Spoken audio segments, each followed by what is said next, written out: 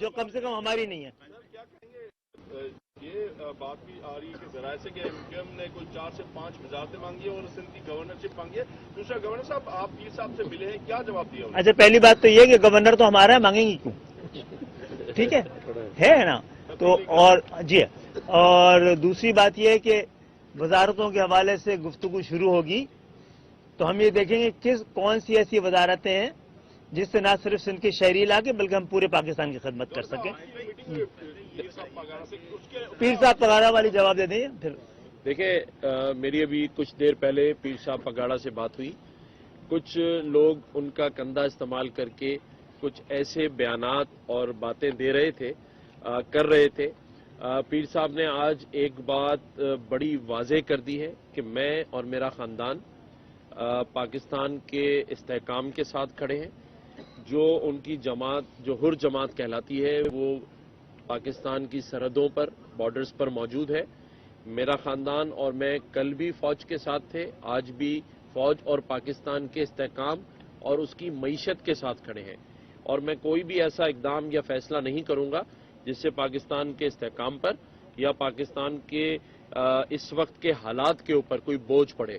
تو انہوں نے مکمل یقین دلایا ہے کہ وہ اور ان کی جماعت پاکستان کے استحکام اور پاکستان کے ساتھ کھڑے ہیں.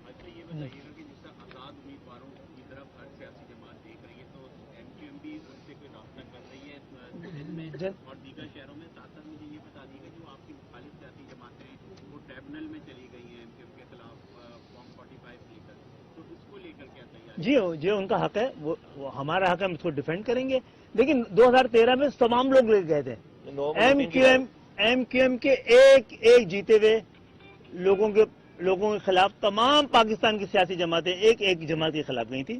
یہاں دو ہی جگہوں پر دھاندلی ثابت ہوئی تھی اور اس میں MQM شامل نہیں تھی. اس کے بعد ایک سیٹ تو انہوں نے خالی کرائی تھی, یاد ہے. تو وفاق کے ساتھ ساتھ کیا MQM اس شہر کی بھلائی کے لیے پیپلز پارٹی کے ساتھ بیٹھنے کا آگے؟ جی, اگر بھلائی جس کو بھی چاہیے ہم تو ہر ایک ساتھ بیٹھنے کو تیار ہیں. اگر کسی کو بھلائی پاکستان کی اور سندھ کے شہری علاقوں کی اس لیے کہ براہ راست ان کا تعلق پاکستان کی خوشحالی کے ساتھ ہے.